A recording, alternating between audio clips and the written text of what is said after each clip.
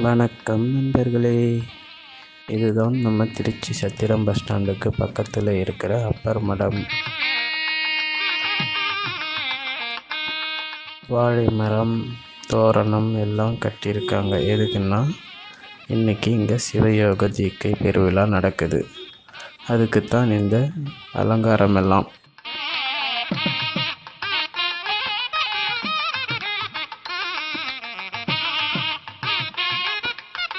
ஆசான் திரு பழனிசாமி ஐயா தான் தீக்கை கொடுக்க போகிறாரு.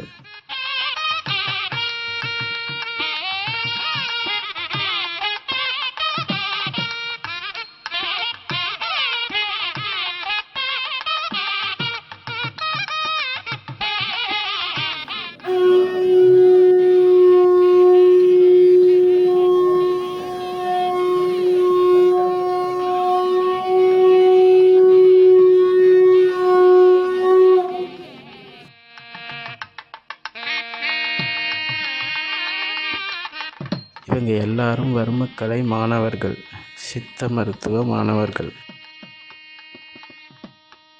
குருகுலத்தை சார்ந்த 2 பேர் பூ கட்டுறாங்க. வந்தவங்களுக்கு சிறுதானிய கஞ்சி, கபசுர குடிநீர் தயாராகுது. மூலிகை கஞ்சி உருவாகிவிட்டது.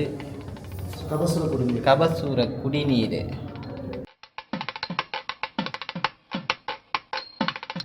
இவர்தான் யாசர், குருகுலத்தின் மாணவர். எல்லாருக்கும் கஞ்சி ஊற்றி கொடுக்குறாரு.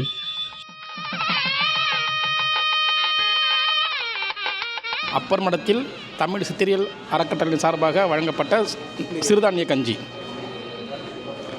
உடலுக்கு நல்லது. காலை உணவாக சிறுதானிய கஞ்சி நம்ம எடுத்துக்கலாம். நிறைய இருக்குது. உடல் சோர்வு, நீரிழிவை கட்டுப்படுத்துறது, இரத்த கொதிப்பு, அது சம்மந்தமான வியாதிகள், தூக்கமின்மையை சரி பண்ணுறது, அந்த மாதிரி நிறைய நமக்கு சிறுதானிய கஞ்சி நிறைய வகையில் நமக்கு உதவி புரியுது. சிறுதானிய கஞ்சி வந்துட்டு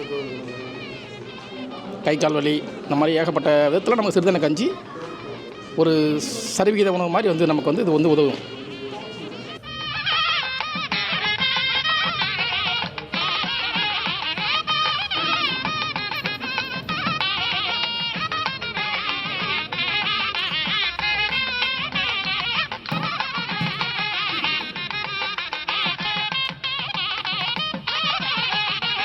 இவர்தான் தமிழ் பாரதி, குருகுலத்தின் மாணவர்.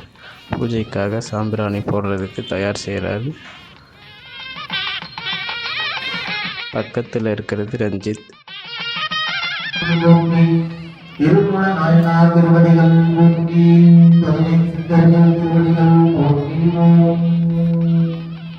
இவங்க எல்லாரும் மாணவர்கள், தீக்கை வாங்க வந்திருக்காங்க.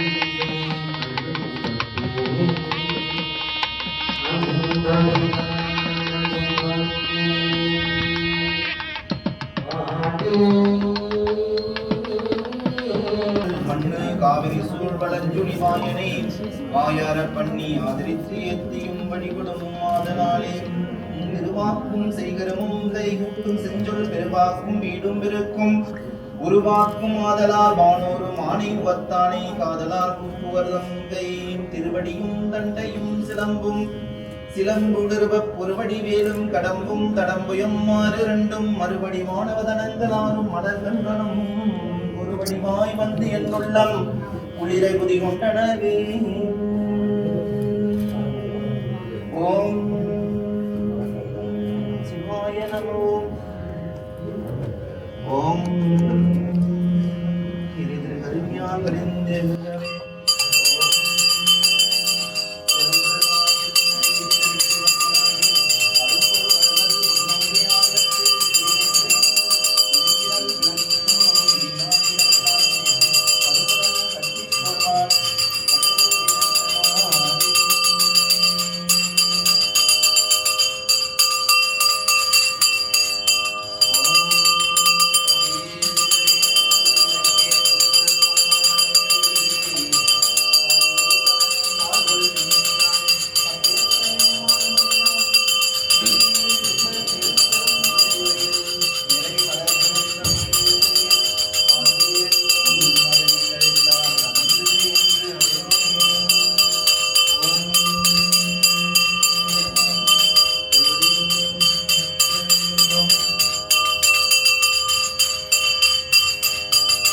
ஓம்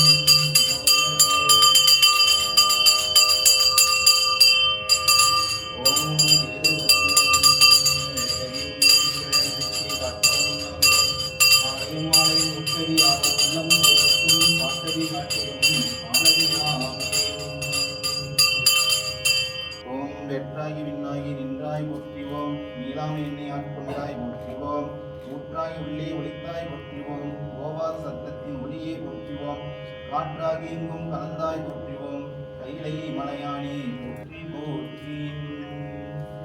இது வந்து என்மா மலர் போற்றின்னு இப்போ பண்ணனா என்மா மலர் போற்றினா வாடாத மலராகி நம்ம அன்பால சாமி அர்ச்சனை பண்ணுறது. இப்போ நான் அந்த எண்மான் மலர்களை சொல்கிறேன், நான் அதை கேட்டுக்கிட்டு நீங்கள் போடலாம். இப்போ ஆண்கள் மட்டும் தலைக்கு மேலே கொஞ்சம் அந்த பூவோட தூக்கி கை வச்சுக்கலாம், பெண்கள் மறு நேரம் வச்சுக்கலாம், கையோட சேர்த்து வணங்கி வச்சுக்கலாம். ஆண்கள் தலைக்கு மேலே கொஞ்சம் வச்சுக்க சொல்கிறாங்க. ஓம் கொல்லானும் பொருளும் கூத்தா போற்றிவோம். ஓம் ஐந்தடக்கலாற்றல் அருள்வோய் போற்றிவோம். ஓம் குறைவுடைமை கைகொள் செய் புலவோய் போற்றிவோம். ஓம் அருள்வழியை நடப்பிக்கும் அன்பே போற்றிவோம். ஓம் அருவுருவாய் ஆக்குவிக்கும் அண்ணல் போற்றிவோம். வாய்மநெறி நீர்விக்கும் வல்லோய் போற்றிவோம். ஓம் தவநெறியை சார்விக்கும் தப்போய் போற்றிவோம். ஓம் அன்பு நெறி ஒழுகச் செய் இன்பே போற்றிவோம். அப்படியே வலது கண்ணில் ஒத்திக்கணும், இடது கண்ணில் ஒற்றி கொள்ளுங்கள். நெற்றியில் கண் இருப்பதாக நின்று கொண்டு சுடற்கண்ணில் ஒத்தி கொண்டு நம்முடைய இதே கமலத்தில் தொட்டு நம்முடைய அன்பாக இறைவன் இணைந்து கொண்டு நம்முடைய பிரார்த்தனைகள்லாம் நினச்சி உலக மக்கள் அனைவரும் நல்லா இருக்கும், நம்முடைய சுற்றத்தார் எல்லாருக்காக வேண்டிக் கொண்டு அப்படியே வரிசையை சுவாமிகள். ஓம் அன்பும் மரணம் உழைத்தாய் வாழ்க்கை பண்பும் பயணம் அது.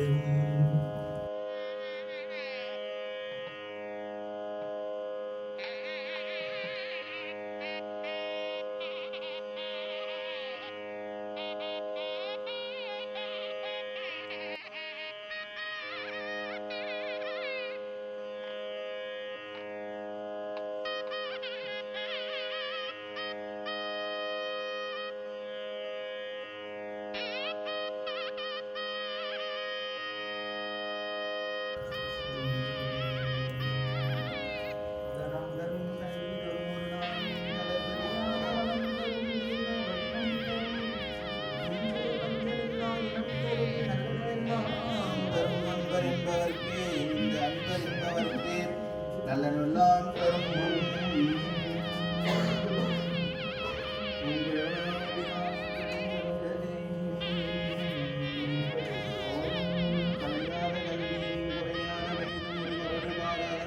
கன்றாத வளமையும் குன்றாத இளமையும் கழிவில்லாத உடலும் சரியாத மண்ணும் மனமும் அன்பு அகலாத மனைவியும் அன்பு அகலாத கணவனும் தவறாத சந்தானமும் தாழாத கீர்த்தியும் மாறாத வார்த்தையும் தடைகள் வாரா கொடையும் தொலையாத நிதியமும் கோணாத கோலும் ஒரு துன்பமில்லா வாழ்வும் தூயனின் உதவி பெரு தொண்டரோடு கூட்டு கண்டாய் அலையாழி அரிதுயிலும் மாயனது தங்கையே ஆதிக்கடவுர் வாழ்வே அமுதீசர் ஒரு பாகம் அகலாத சுகபாணி அருள்வாமி அபிராமியே.